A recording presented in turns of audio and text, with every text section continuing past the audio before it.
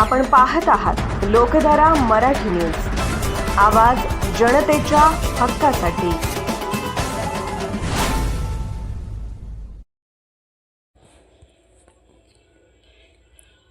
कुलाळवाडीतील खंडोबा देवस्थानास लवकरच ब वर्ग तीर्थक्षेत्राचा दर्जा। आमदार गोपीचंद पडळकर। कुलाळवाडीतील खंडोबा यात्रेच्या सभेतून स्थानिक स्वराज्य संस्थांच्या निवडणुकीचे फुंकले रणशिंग।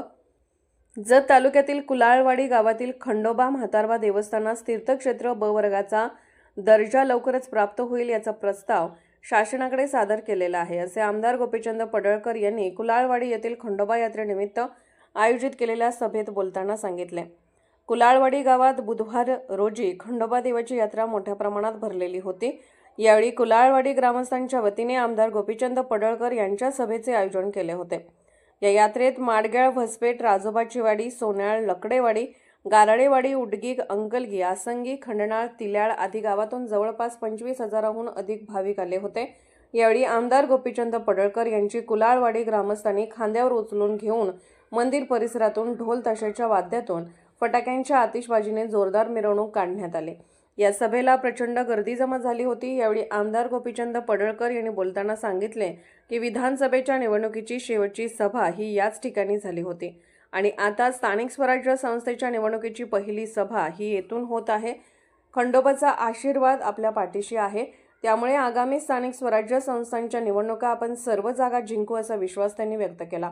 पुढे बोलताना ते म्हणाले की जत तालुक्यासाठी विविध विकास कामांकरिता 2 महिन्यांसाठी 55 कोटींचा निधी खेचून आणला आहे।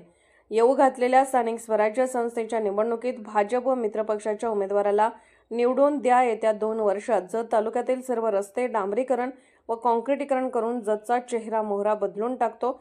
जत तालुक्यात मी विरोधक कोणाला मानत नाही आणि टीकाटिप्पणीही करत नाही। जर बाहेरचा कोणी येऊन जतमध्ये विरोध करत असेल तर त्याला मी सोडणार नाही। म्हातारबाबाच्या आशीर्वादानं विधानसभेमध्ये तुमच्या सगळ्याच्या ताकदीनं मोठ्या मताधिक्यानं इथली सरदार पाटील साहेब या गावची सभा ऐतिहासिक ठरली आणि तो आशीर्वाद आपल्या साहेबांना विधानसभेमध्ये घेऊन गेला। साहेबांना विनंती आहे, ही सगळी मंडळी अत्यंत प्रामाणिकपणे तुमच्यावरती प्रेम करतात। फक्त तुमचा लक्ष धारीसारखं या सगळ्या मंडळीवरती असलं पाहिजे। या कुलाळवाडी गाव देवस्थानाला आपण ब दर्जा मिळवून देण्यासाठी प्रयत्न करावा।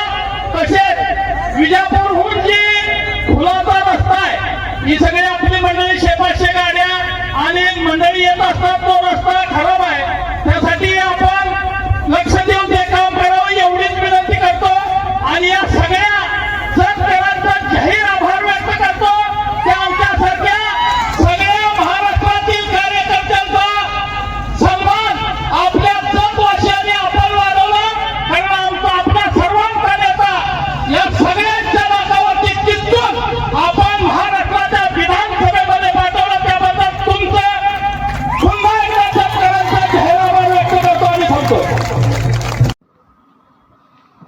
लोकधारा मराठी न्यूजला लाईक करा, शेअर करा आणि सबस्क्राईब करा।